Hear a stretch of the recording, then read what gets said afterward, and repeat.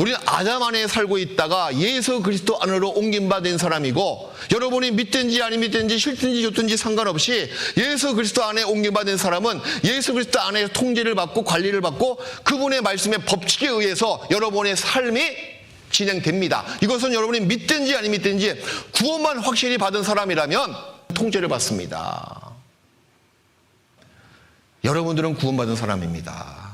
세상 법칙의 통제와 적용을 받지 않습니다. 그럼 세상 법칙대로 살아가려고 노력하면 어떻게 됩니까? 다 망가지는 거예요. 망가집니다, 여러분. 제가 전도인 될 때 참 어려울 때 전도인 됐습니다. 사업 쫄딱 망하고 정말 사람이 다 불어버렸어요. 완전히 쫄딱 망했습니다. 그래가지고 집도 팔고 단칸방에, 그것도 부모님 모시고 몇 명이야 그럼, 아무튼 단칸방에 화장실도 공동 화장실. 야, 또 개인적인 또 경제도 어려워서 빚도 있었습니다. 하필이면 그때 교회에서 부르시더라고. 내가 잘 나갈 때 불렀으면 괜찮은데 걱정이 되는 겁니다. 야, 세상 염려, 세상 빚이 있잖아요. 세상 짐이 있잖아요. 부모님도 모셔야 되고 아이들도 이렇게 이제 초등학교인데 이거 어떡하나. 부엌에 쌀은 있나 할 정도로. 그때 교회에 부르심을 받으니 제가 야, 이거 어떡하지? 근데 그때 참 감사한 것이 믿음이 올라온 겁니다. 그래, 주님, 제가 주님의 짐은 제가 지겠습니다. 그럼 주님이 제 짐도 져주세요. 우리 서로 짐을 서로 맞받고 싶다. 야, 그게 맞아요. 그랬더니요, 성경 그렇게 나와 있잖아. 먼저 그의 나라와 그 일을 구하라. 그리하면 어떤 법칙이요? 이 모든 것을 뭐요? 더하시리라. 그 다음에 2년 지나고 3년 지나고 내 개인적인 문제 빚도 다 없어졌습니다. 뭐 전도인이 월급 많이 받아서 없어진 것이 아니에요. 근데 그거 지금도 희한해. 나는 원래 열심히 살았죠. 집사람도 밖에 나가서 직장생활하고 막 그랬으니까. 자, 내 짐도 주님께서 져주셔서 해결하셨고, 나도 주님의 짐을 지니까 저도 당당하게 됐고, 두 개 다 윈 성공된 거예요. 만약에 제가 세상 법칙대로, 아니에요, 내 코가 석자인데 내 생활부터 잘 일구고 내 경제부터 좀 다 다진 다음에 그때 교회 일 할게요. 그럼 어떻게 될까요? 둘 다 망가지는 겁니다. 세상 법칙은 둘 다 잘 될 수가 있어요, 이쪽에서. 근데 그리스도인은 그렇지 않습니다. 그걸 명심하셔야 된다는 겁니다.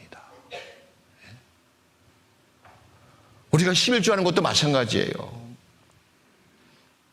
헌금하는 것도 마찬가지입니다. 나는 돈이 없는데요, 먼저 체험받고 좀 돈이 생기면 하겠어요. 그건 세상 법칙이에요. 하나님께서는 그 돈의 액수를 보시는 것이 아니잖아요. 마음을 보신다는 거예요. 마음을. 단 10,000원을 바쳐도 제가 그 어려울 때 여태까지 11조 생활 빠뜨린 적 없습니다. 물론 마이너스야 마이너스. 빚이 있으니까 마이너스죠. 마이너스 월 몇십만 원 계속 마이너스야. 그래도 우리가 하나님께 서운했거든요. 하나님, 내 생활 다 하시지 않습니까? 그래도 하나님께 내 마음을 바치겠습니다. 내가 월 5만 원이라도 내가 매월 하겠습니다. 하나님 마음 보십니다. 나중에 하나님께서 다 갚아주세요. 그게 그리스도인의 법칙입니다. 주라! 그리하면 줄 것이요 후히되어 넘치도록, 차고 넘치도록 너에게 안겨주리라. 그게 법칙이잖아요. 먼저 네가 주라. 마음을 주고 물질을 주고 내 모든 목숨을 바치면 하나님께서 차고 넘치도록 뭐요? 안겨준다고. 그게 법칙이거든요. 근데 법칙대로 그리스도인이 하지 않고 세상 법칙대로 거꾸로 행하니 뭐가 되겠습니까? 저 그게 보인다니까요. 이건 제 경험에서 나온 이야기입니다. 확실한 답을 알고 있는 접니다. 시행착오로 많이 겪었고 확실한 답을 알고 있는 거예요. 이렇게 상담해 보면 참 안쓰러워. 세상 법칙대로 따라가려고 그래. 그리스도인이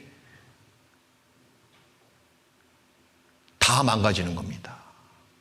뭐? 생활의 염려가 없어진 다음에 교회 일에 힘쓰겠다고요? 내 직장이 바쁘니까 그 다음에 교회 나가서 말씀 듣고 교회 나오겠다고요? 아니에요. 평생 죽을 때까지 못 나옵니다. 제가 수요 집회 때 직장이 멀리 있어가지고 도저히 인도공까지 수요 집회 때 한 3년 동안 못 나갔습니다. 그때 기도하기를 지금도 기억나요. 하나님, 내가 시간이 나면, 수요일날 시간이 나면 그때 갈게요. 지금 너무 수요일날도 바쁘고요. 시간이 안 납니다. 그러니까요. 수요 집회 때 한 번은 못 나가는 거예요.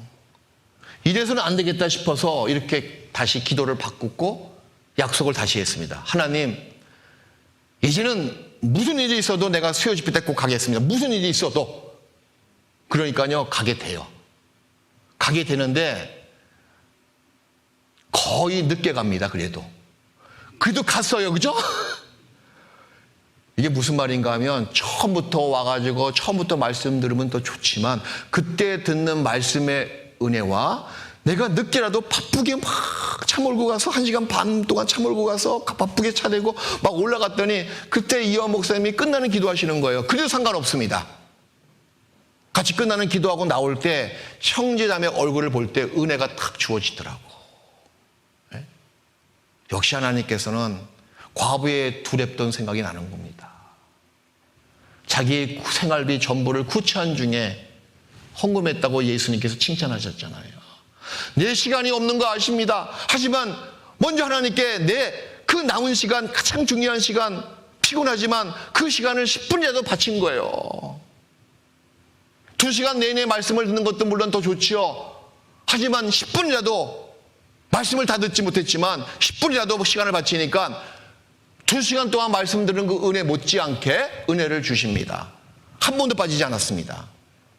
먼저 하나님께 드리십시오. 반드시 하나님께서 법칙대로 주실 수밖에 없습니다. 그리고 우리는 그렇게 주장할 권리가 있습니다. 하나님 보세요.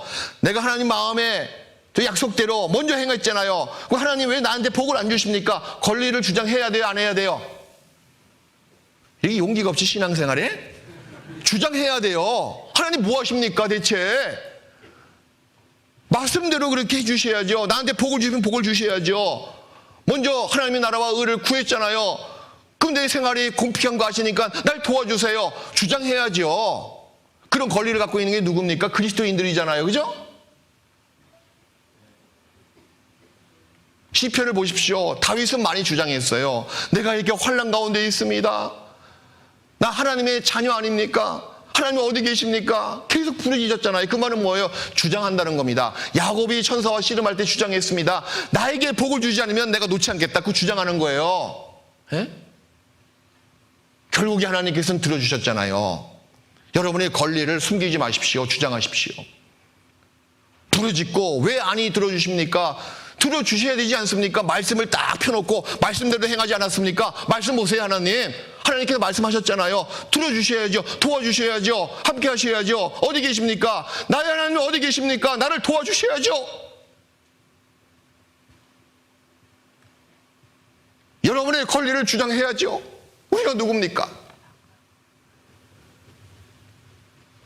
신앙생활은 맡기는 생활입니다. 우리는 그런 하나님이 계시기 때문에 너무 범사에 감사하고, 그리고 이 불안전한 생활에서 뭔가 모든 것이 불확실한 세대에서 우리가 안정을 누릴 수가 있는 겁니다. 항상 기뻐하라, 범사에 감사하라. 그럴 수가 있는 사람들입니다.